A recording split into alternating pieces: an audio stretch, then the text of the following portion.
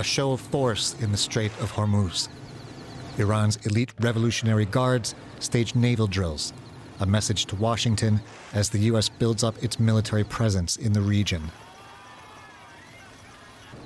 The USS Abraham Lincoln has been spotted off the coast of Oman. Another aircraft carrier strike group is on the way to the Middle East. The buildup prompting a warning from Iran's supreme leader. They keep saying we have sent warships towards Iran. Okay, of course a warship is a dangerous device. But more dangerous than that is a weapon that can send a warship deep under the sea.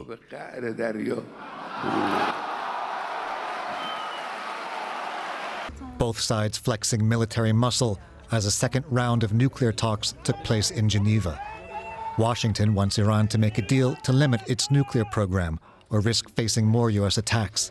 Tehran says it won't make concessions without relief from crippling sanctions.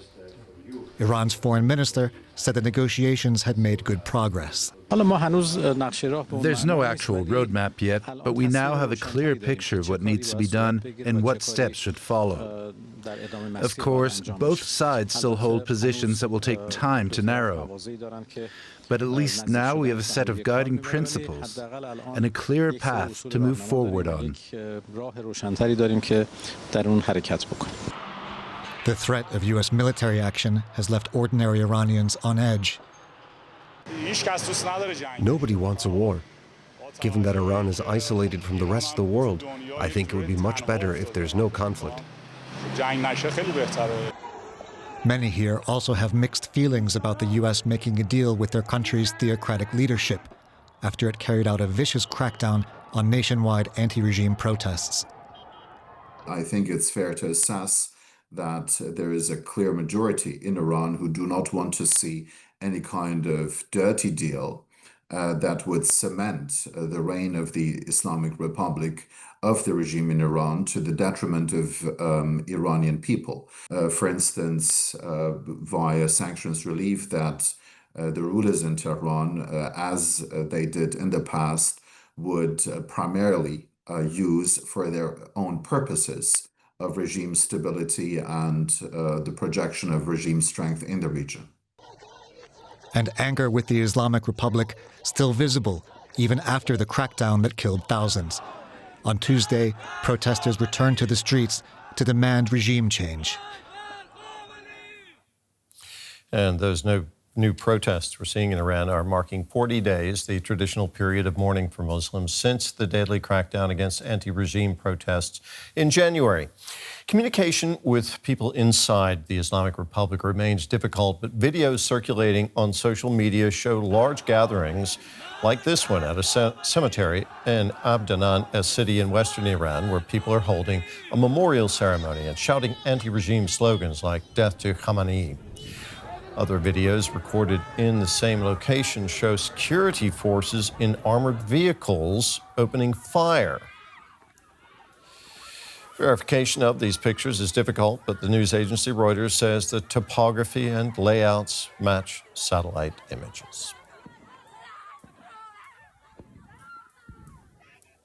Well, for more on this, let's bring in Sara Bazoobandi on the line. She's a non-resident research fellow at the Institute for Security Politics at Kiel University here in Germany. Sara, how do Iranians view these talks taking place now in Geneva? Good morning. Well, for the segment of the society that are very unsympathetic and to increasing degree getting angry and more frustrated with the regime, especially since the latest crackdown and the mass killing of the Iranian protesters.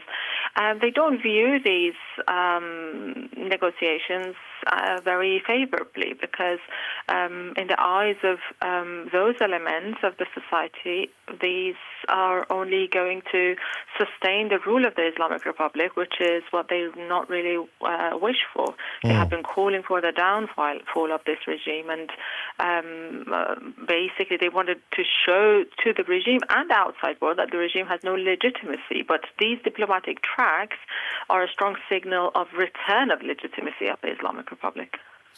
There are signs now of fresh protests in Iran. If these protests develop further, could they influence negotiations between Iran and the U.S.? And depending on the regime's response, could the protests perhaps make military interference more likely? Well, President Trump, at the beginning of this episode, loud and clear stated that help is on its way. And initially, the U.S. administration mentioned, at least on a few occasions, that the violation of human rights and treatment of the protesters are one of the pillars of these negotiations.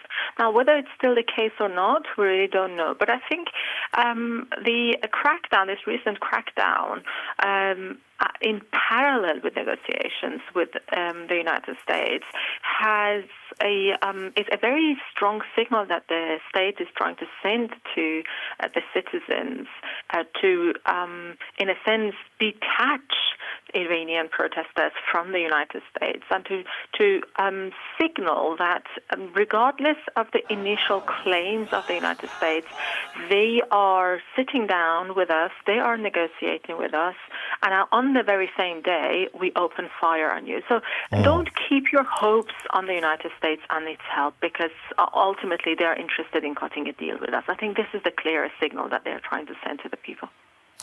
Well, Iranians are marking the 40-day mourning period for those killed in the recent uprising.